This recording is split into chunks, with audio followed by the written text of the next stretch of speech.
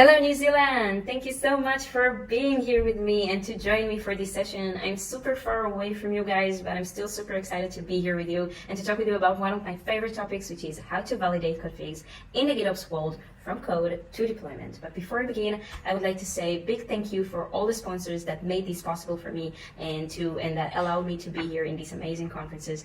Thank you, this amazing conference. Thank you very much. But now we can really start this session. So the story behind this talk actually began a long time ago.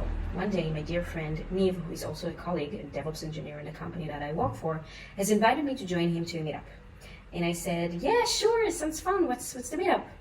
And Niv said, I don't really remember, something about Flux, I think, definitely GitOps. And well, first of all, he told me he had made GitOps, I mean, come on. But there was still a small problem though, because I'm a developer. This is clearly a DevOps meetup. So I told Niv that I don't think I should be there. I mean, I do DevOps, but I'm not like a real DevOps engineer, right? And Niv completely disagreed with me. He told me that it's a complete nonsense and that I should be there. He will send me the address, be there tomorrow, 8 a.m. Noah. And I said, okay, let's do this.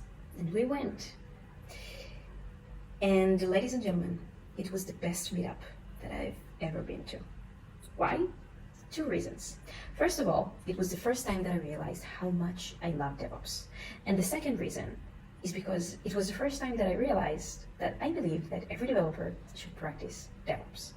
And now, after I said it, now we can really start talking. So, hi, my name is Noaa Barki. I am a developer advocate and a full-stack developer. I've been a full-stack developer for about 7 years. I'm also a tech writer and one of the leaders of GitHub Israel community, which is the largest GitHub community in the whole universe.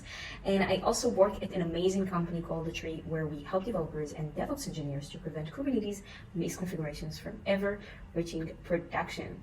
Now, why am I telling you all this? Is because partly my job at datree is not only to understand what Kubernetes, how it works and what are the best practices, but it's also to learn about the common misconfigurations and how you can blow up your own cluster.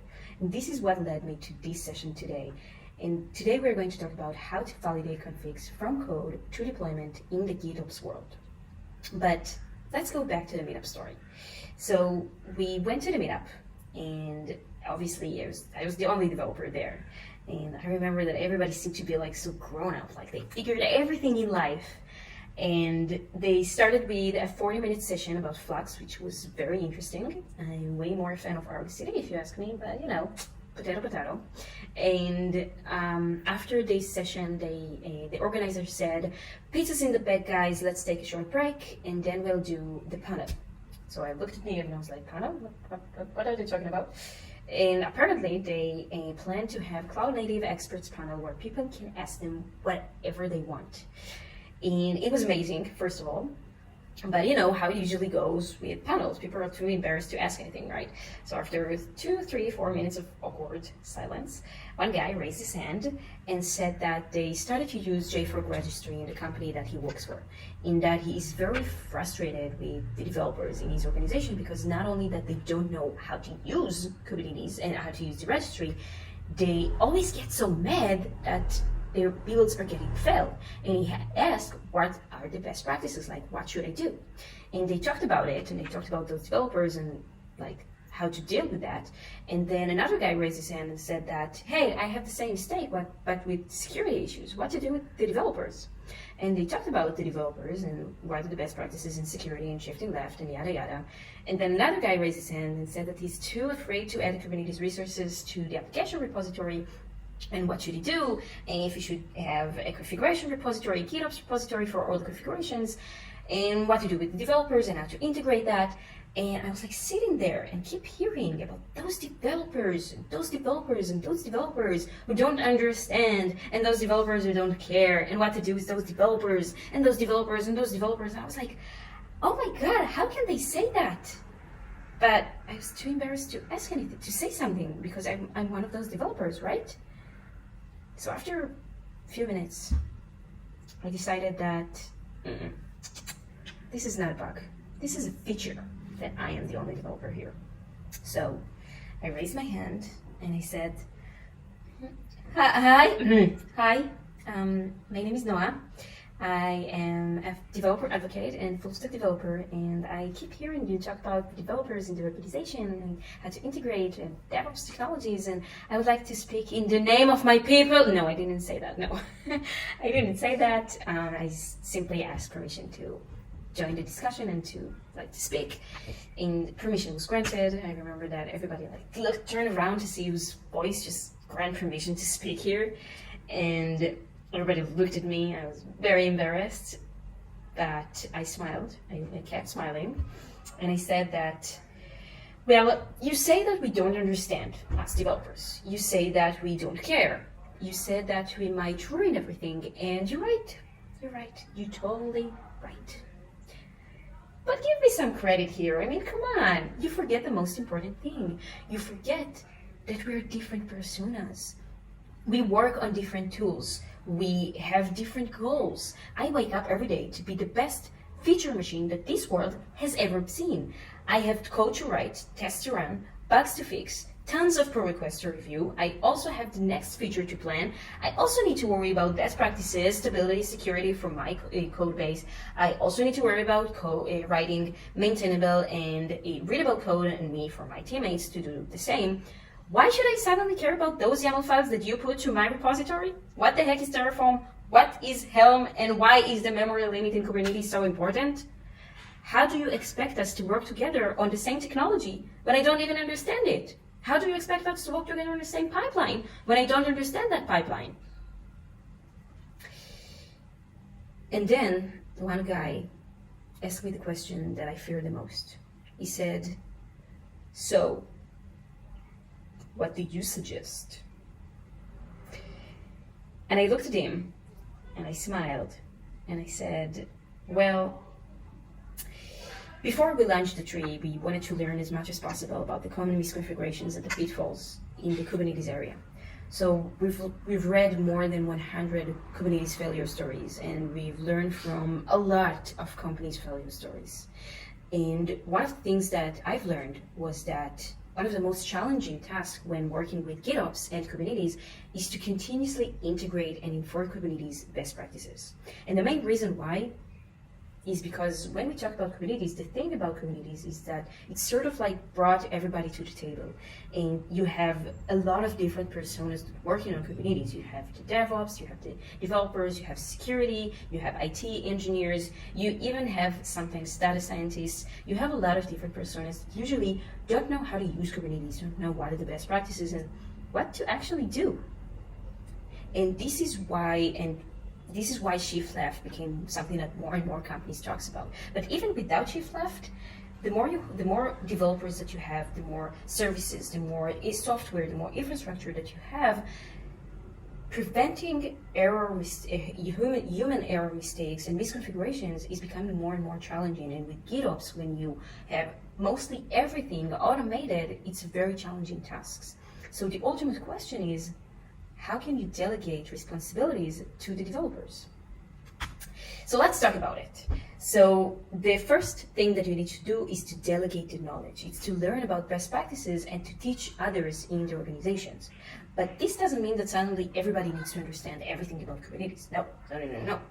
Choose your champions. Do it wisely. Pick those developers who are most interested in infrastructure code, in Kubernetes, in DevOps technology, and delegate your knowledge to them, because then they can delegate the knowledge to the rest of the developers.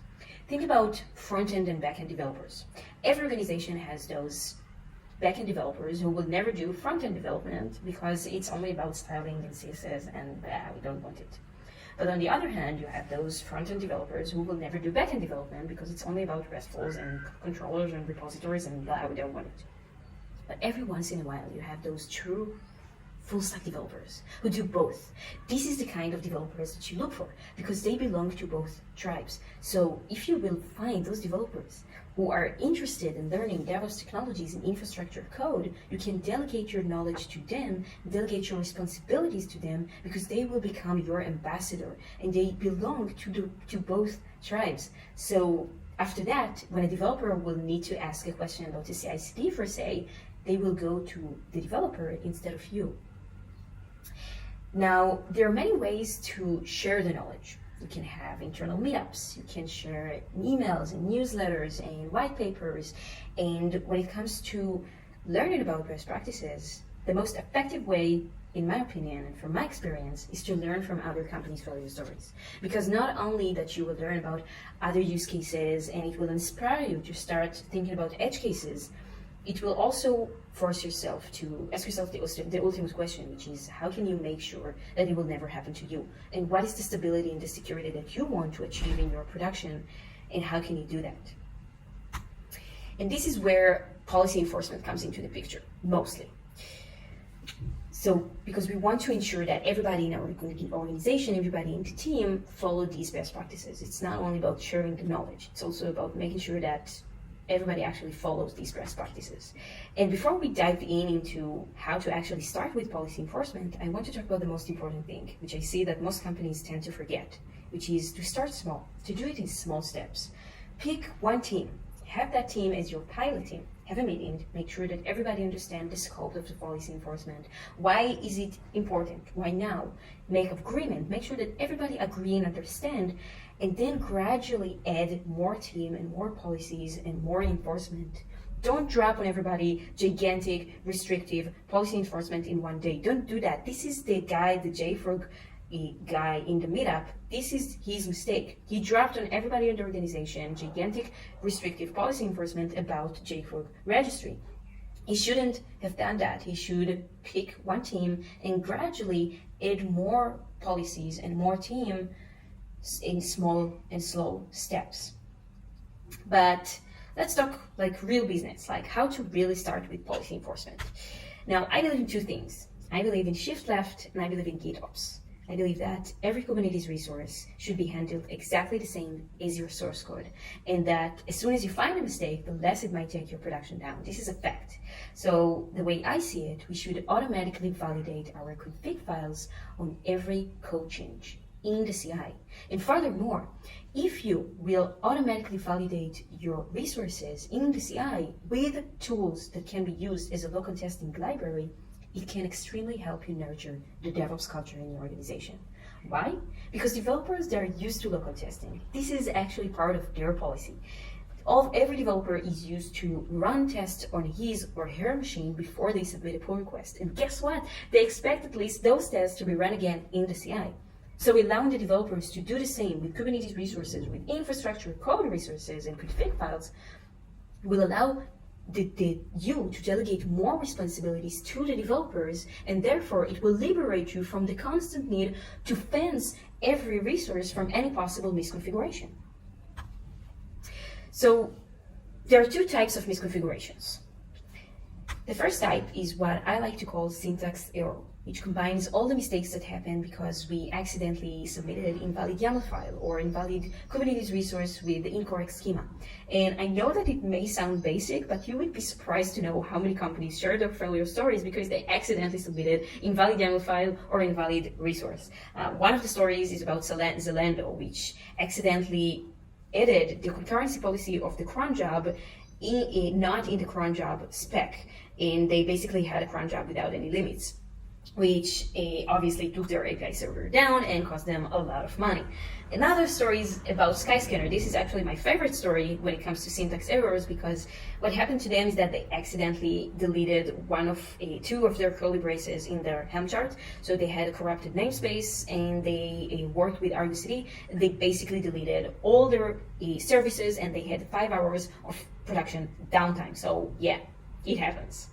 The next type of misconfiguration is what I like to call knowledge issues, which combines all the mistakes that happen because, as I said, when it comes to Kubernetes, we have a lot of different personas that don't know how to use Kubernetes. What are the best practices? We are lack the knowledge about what are the best configuration that will work for us in the best way. Because usually the default configuration is not the most suitable for us and for our use case. So I see a lot of misconfigurations about failure stories that happen because we accidentally forgot to add a memory limit or to set the concurrency policy. Like one of the stories is about Target that we talked about concurrency policy. They accidentally set the concurrency policy to allow, which is the default a configuration, and they had one failing cron job that created thousands of pods that were constantly restarting. And not only that, it took their cluster down, but it also cost them a lot of money. So there are many stories about failure stories about misconfigurations that happen because we lack the knowledge about how to use Kubernetes and what are the best configuration for our use cases. The last type of misconfiguration is what I like to call team alignment, because knowing what are the best practices is not enough. You also want to make sure that you are aligned with your teammates, that everybody follow the same best practices, and that also you follow the internal best practices in the organization. For things like using a private registry for your images, or setting a specific amount of limit for your machine learning workers and other stuff. Every organization has those internal best practices that you want to make sure that everybody is aligned on. Now, let's review each type of these misconfigurations and see how we can prevent it from ever happening to us. Starting with the syntax errors. First of all, we want to make sure and to verify that our file format is correct. Whether we use JSON, YAML, XML, Dockerfile, whatever the file format that we use, we want to make sure that it is valid. And an open source tool that I would like to recommend you is the YQ, which is a portable CLI YAML processor. It's very easy to use. I use it all the time. It's super easy, highly recommended.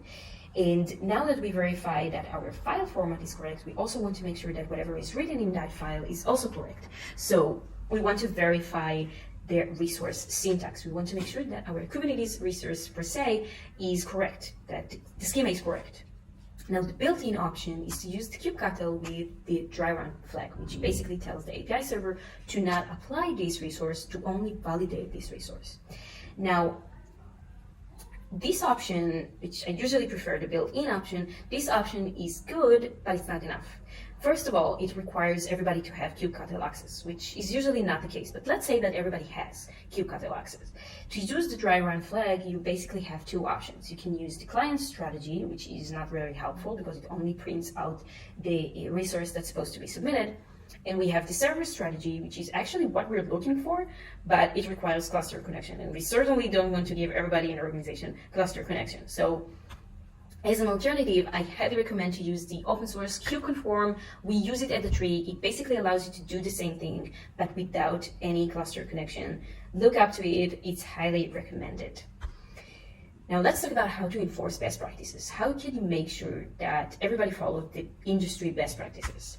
And the first thing that you need to do is to define the policies and the rules that you want to enforce. Maybe you want to make sure that everybody uses a limit for the resources or the CPU. Maybe you want to make sure that you have liveness and readiness probe. Maybe it's about cron job, that you want to make sure that every cron job has a deadline or that the scheduler is valid. It doesn't really matter because the configuration are endless, and the policies and the rules that you will define are really dependent on your requirements of your workloads. The real question is, where in the pipeline you will enforce and distribute your policies? And this is a very important question, because where in the pipeline you will enforce and distribute those policies might affect your entire organization. Because if you will enforce those policies in the CI, it can affect all the developers in your organization. Unless you're working with GitOps repository, which is a different case, but still, it can affect all the developers, and it will require you to pay more attention to the delegation of the responsibilities and the shift left and how to adopt these responsibilities in the developers. So you really need to think about where is the most suitable place for you to start enforcing and distributing the policies and the rules in your organization. Now, let's say that you defined the policies and the rules that you want to enforce. And let's say that you delegate the knowledge, and now you even have developers, champions that you can trust and delegate responsibilities to. The good news, this is the good news. The bad news is that this is only the beginning, because you also need to manage your policies. And by that, I mean to have an easy way, an intuitive environment where you can dynamically adjust your policies. And I see a lot of people that tend to think that Git is the right place, and Git is great for version control, not for management, because Git won't provide you anything that you need. Git won't provide you a way to grant permissions to somebody to create or delete a policy. Git won't provide you a way to make sure that you manage all the policies that are actually being used in practice. And when you have dozens of repositories, when you work with GitOps and you have thousands of policies, now you have another nightmare, which is to make sure that not only everybody uses the same version of Kubernetes, they also using the same version of your policies when you change it. So this is absurd. So you need to make sure that you have a place, an intuitive environment where you can not only implement your policies, but also to dynamically adjust, control, and review and monitor all your policies which are being used in practice. So you have a centralized place where you can control and manage all your policies. And the last thing that is very important, which I see a lot of companies that tend to forget, is to provide guidelines along with your policies about how to actually fix your policy. Because after putting so much effort defining the policy and enforcing the policy, you want to make sure that somebody actually knows what to do when one of those policies gets failed. And I'm a developer, think about me. You certainly don't want to make me feel frustrated because I don't know how to add a liveness or readiness probe. I mean, I do, but those developers, they don't know. Anyway, it's important to provide guidelines, detailed guidelines on how to actually solve this policy. Explain to them why it got failed, how to fix it, and I promise you, if you do it, no developer will do the same mistake again. And this is how we actually realized in the tree that having a centralized policy management solution is crucial. And the good news is that you have a lot of different solutions that you can try, and they're all open source. You can use Gatekeeper, you can use Kyverno, Treevee, Conftest. There are many open source tools for policy enforcement that exist out there in the world, and they're all open source. They're all interesting and great, and each and one of them takes different approach about policy enforcement and shift left and delegation of responsibilities. But the tool that I want to talk about today is the tree, and to talk about how we believe in the tree is the right way to delegate responsibilities and to start policy enforcement. So what exactly is the tree? The tree is an open source centralized policy management solution for Kubernetes, and it was built with the shift left mindset, with GitOps and shift left mindset, to help the DevOps engineer delegate more responsibilities to the devs teams more efficiently. So if you think about the pipeline, on the one hand, you have the DevOps engineer, which is Kubernetes admin, which is the persona that actually know how to use Kubernetes, what are the best practices for the production. But on the other hand, you have the developer, who actually needs to follow these best practices on development. So the tree is right there in the middle. It provides the DevOps engineer a centralized policy, a centralized location where he or she can implement those policies and to integrate them in the pipeline. But on the other hand, it provides the developer a way to validate and scan the resources on development locally as a peer commit hook or in the CI on every code change. And when the DevOps engineer actually modify one of the policies, the tree will propagate all those changes across all the pipelines. How do we do it? So we have an open source CLI, we have thousands of stars, dozens of contributors, and I gradually invite you to, and I highly invite you to submit a pull request, join our community. We are very into open source and we would like to welcome you to join our community. It's very thrive and it's very much alive. And the CLI, the way that the CLI actually works is that it's a simple binary, it's written in Go, and that and for every file and for every resource that exists in a given path, the tree basically runs automatic checks to see that kind of combines everything that we just talked about. It makes sure that the file format is correct, that the YAML format is actually correct, that the schema is also correct, and then it runs policy checks to make sure that the file is actually compliant with the best practices in the industry for Kubernetes, Argo CD, and other cloud-native products. Now, we know how much effort it takes to define your own policies and rules, and this is why we already provide built-in policies for Kubernetes and Argo CD, as I said, because we've got your back. We know how much effort it takes, and we don't want you to waste your time on that. We'll do the research, and you can basically just run us and use us to scan your resources. Now, to use the tree, basically you need to install it on your machine. It's a basic curl command.